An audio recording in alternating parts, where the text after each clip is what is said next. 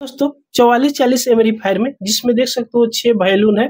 जब इसमें 220 वोल्ट की सप्लाई दे रहे हैं तो इसमें लाइट नहीं आ रही है, बल्कि सब कुछ ठीक है, फिर भी इसमें लाइट नहीं आ रही है। तो इस प्रकार का जब प्रॉब्लम इस प्रकार की एम्पलीफायर में आ जाए तो कैसे आप इसको फ्री में ठीक कर सकते हो, इस वीडियो में हम आपको एक एक पॉइंट बताएंगे। तो दोस्तों जब इसको हम बैटरी की सप्लाई से देते हैं 100% ये काम कर रहा है। इसके पीछे साइड इधर देखिएगा तो यहाँ पे देखिएगा आपको 2 सॉकेट देखने को मिलती है जो डीसी 12 वोल्ट पर चलती है। जब इसको डीसी 12 वोल्ट की इसमें सप्लाई दीजिएगा तो ये 100% काम कर रही है। तो चलिए पहले हम चेक करके आपको दिखा दे, उसके बाद इसको हम फ्री में रिपेयरिंग करना आपको सिखाएंगे। तो यहाँ पे देखिएगा इस 220 वोल्ट की सप्लाई इस प्लग से देते हैं। तो यहाँ पे हम एक बोर्ड ले लेंगे, इस बोर्ड में देखिएगा यहाँ पे लाइट है इसमें। उसके बाद में इसमें चलिए हम सप्लाई देते हैं। तो जैसे इसमें सप्लाई दे रहे हैं तो यहाँ पे देखिए ये ऑन ऑफ करने वाला स्विच है, तो ये ऑन हो गया।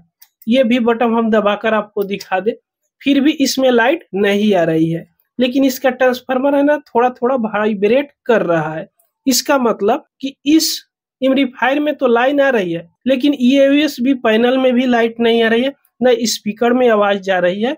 सब कुछ हम इसको चेक कर लिए, फिर भी ये काम नहीं कर रहा है। वहीं अगर बैटरी की सप्लाई से जोड़ा जा रहा है तो सब कुछ काम कर रहा है। तो चलिए यहाँ पे देखिएगा मेरे पास ये 12 वोल्ट की बैटरी है, देख सकते हो 12 वोल्ट 7 एम्पियर की है। इससे सप्लाई देकर हम आपको दिखा दे। तो चलिए इसके पीछे की साइड में यहाँ पे हम प्लस की जगह पर प्लस यानी रेड वाला की जगह पर रेड और ब्लैक वाला की जगह पर ब्लैक लगाकर देख लेते हैं, तार लगाकर देख रहे हैं। तो देखिएगा इसमें लाइट चलाई। अब यहाँ से इसको हम ऑन ऑफ कर सकते हैं, कोई भी दिक्कत नहीं है। और इस पे स्पीकर भी जोड़कर बजा रहे हैं तो ब्लूटूथ से बज रहे हैं, मेमोरी से बज रहा है, सब कुछ बज रहा है, पूरा फुल साउंड बज रहा है। लेकिन ये बैटरी से बज रही है और लाइन से नहीं बज रही है। और लाइन का भी कनेक्शन चेक किए तो लाइन का कनेक्शन भी 100% सही है, पूरा तार भी कहीं से भी नहीं टूटा हुआ है। तो चलिए यहाँ से हम बैटरी की कनेक्शन छुड़ा देते हैं और उसके बाद इसको खोलते हैं। तो इसको खोलने के लिए चलिए इसको यहाँ से हम खोल लेते हैं। देखिएगा 4 स्क्रू एक तरफ और 4 स्क्रू एक तरफ रहता है, तो इसको खोल लीजिएगा।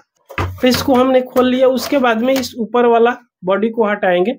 जैसे हटाएंगे देखिएगा इसमें एक 4440 बोर्ड रहती है और ये ट्रांसफार्मर होती है और ये यूएसबी पैनल इस साइड दी हुई रहती है। तो अगर इस प्रकार का प्रॉब्लम है तो सबसे पहले आप फिजिकली इसको देख लीजिएगा कि कहीं से वायर वगैरह तो टूटा हुआ तो नहीं है। तो यहाँ पे हम देख रहे हैं तो कहीं भी हमको कोई भी वायर टूटा हुआ नजर इसमें नहीं आ रही है।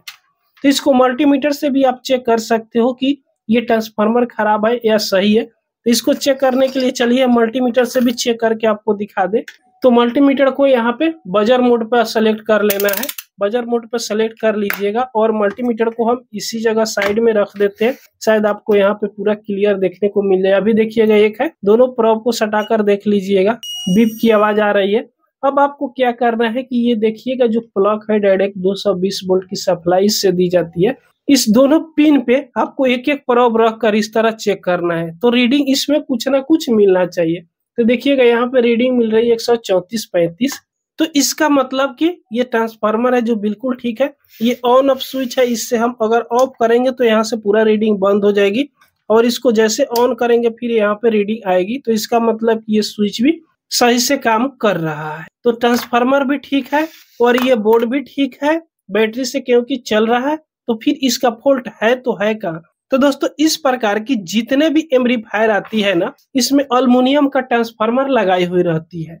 तो 90% एम्पलीफायर में यहीं से फॉल्ट होती है, इस ट्रांसफार्मर से। इस ट्रांसफार्मर तो ठीक रहता है लेकिन सप्लाई इस बोर्ड तक नहीं पहुंचा पाता है। तो ये कहाँ पर फॉल्ट रहता है तो ये भी हम आपको दिखा दे। तो देखिएगा इस ट्रांसफार्मर में प्राइमरी वायर है जिसमें 220 वोल्ट इनपुट होता है, जो सेकेंडरी वायर है जो 12 वोल्ट आउटपुट करता है। तो जो 12 वोल्ट जहां से आउटपुट करता है, यहाँ पे देखिएगा ये हरा कलर का 2 तार है, ये 12 वोल्ट आउटपुट होता है, यहीं से फॉल्ट होता है। तो एल्युमिनियम का इसमें वायर रहता है ना, तो जंग आ जाता है, कार्बन आ जाता है इस ज्वाइन पर। ट्रांसफार्मर से ज्वाइन होकर ये तार निकाला हुआ रहता है, उसी ज्वाइन की जगह पर अगर कार्बन पकड़ लेगा ना तो ये काम नहीं करता है। तो आपको क्या करना है कि यहाँ पे देखिएगा, हम आपको नजदीक से यहाँ पे दिखाना चाहेंगे। यहाँ पे देखिएगा गौर से, देखिएगा ये पेपर है और पूरी पेपर यहाँ से जल चुकी हुई है, क्योंकि जब कार्बन पकड़ता है तो हीट हो जाती है, एल्युमिनियम है ना पूरी गर्म हो जाती है। गर्म होकर इस पे का जो पेपर है ना पूरी तरह जला दिया है। देखिएगा इस तरह ये जलाया हुआ है, यहाँ से सब टूटा हुआ है। तब आपको क्या करना है, इस पेपर को हल्का सा खोल लेना है। तो खोलने के लिए यहाँ से तो इधर जला हुआ है, अगर नहीं जला रहा था तो इसको ब्लेड से काटते। तो देखिएगा इसी तरह ये बाहर निकल गया, देखिएगा इस तरह ये वायर भी बाहर निकल गया, देख सकते हो ये पूरी वायर जला हुआ है और यहाँ पर भी ये भी जला हुआ है। ध्यान से देखिएगा, दोनों साइड जला हुआ है। अब पूरा क्लियर अभी आपको नहीं दिख रहा होगा, चलिए हम जूम करके थोड़ा दिखा दे। अब यहाँ पे देख सकते हो कि आपको पूरा क्लियर देखने को मिल रहा होगा कि यहाँ पे देखिएगा ये तार पूरी तरह जला हुआ है। अभी देखिएगा ये तार छोड़ दिया। अगर थोड़ा सा तार जला हुआ है तो इसी तार को इतना दूर काट कर फिर इसको दोबारा साफ करके लगा दीजिएगा ना, तो ये काम करने लगेगा। यहाँ से देख सकते। अब यहाँ से क्या करेंगे, कटर लेंगे और कटर से इस वायर को हल्का सा यहाँ से कट कर लेंगे।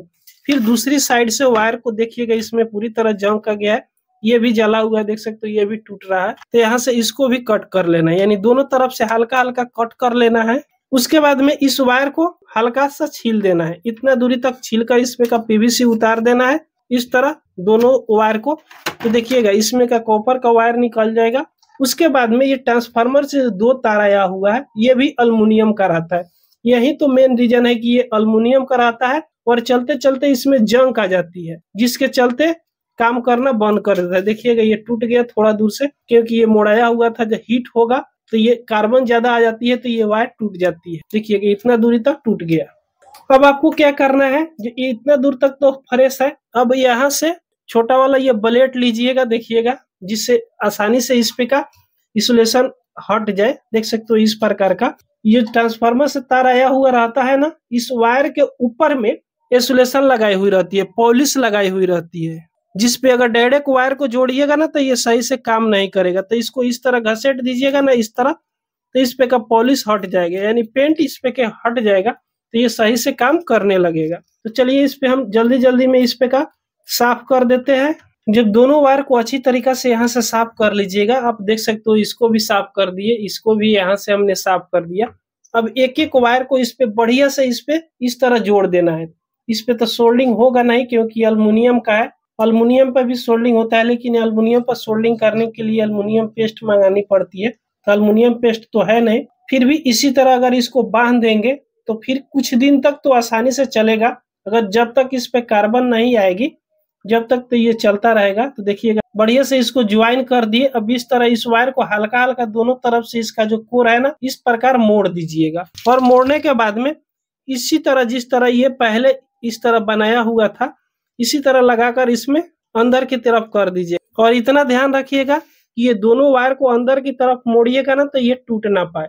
अगर इतना पर भी रहने दीजिएगा तो भी कोई दिक्कत नहीं है, लेकिन इधर उधर सटेगा तो थोड़ा दिक्कत आ सकती है। तो इस पे आप एक दूसरा टेप लीजिएगा, कोई सा भी टेप लीजिएगा। तो यहाँ पे देखिए जब हम इलेक्ट्रिक टेप ले लिए और इलेक्ट्रिक टेप लेकर उसको चिपका देंगे। तो यहाँ पे अब आपको क्या करना है, यहाँ से इलेक्ट्रिक टेप से चिपका देना है, लेकिन दोनों तार एक में नहीं सटना चाहिए। तो इस प्रकार दोनों तार को यहाँ पे हमने चिपका दिया। अब ये प्रॉपर बढ़िया हो गया। अब ये जल्दी इस पे कार्बन नहीं आएगा, अगर कार्बन आएगा तो इस टेप को उतार कर फिर दोबारा साफ कर दीजिएगा, तो ये 100% ओके हो जाएगा। अब चलिए इसको लाइन की सप्लाई हम देकर देख लेते हैं। तो यहाँ पे हम लाइन वाला बोर्ड लेंगे और लाइन वाला बोर्ड लेकर अब चलिए इसमें हम डायरेक्ट इसको लगा देते हैं। अब जैसे लगाएंगे आप देख सकते हो यहाँ पे लाइट आ गई। अब इससे ऑन ऑफ आसानी से हो जाएगी, देख सकते हो ये ऑन ऑफ यहाँ से अब ये होने लगी, पहले नहीं हो रहा था। और इस स्विच से भी ये ऑन ऑफ अब होगी। ये यूएसबी पैनल जो लगाई हुई है उसका स्विच है और ये मेन स्विच है, इससे अब ऑन ऑफ कर रहे हैं तो इसमें अब लाइट आ रही है, अब लाइन से भी चलेगी। तो दोस्तों ये वीडियो आपको पसंद आई हो तो एक लाइक जरूर कर दीजिएगा। अगर हमारे चैनल पर आप पहली बार आए हो तो सब्सक्राइब जरूर कर लीजिएगा। पूरा वीडियो देखने के लिए आपको बहुत बहुत धन्यवाद।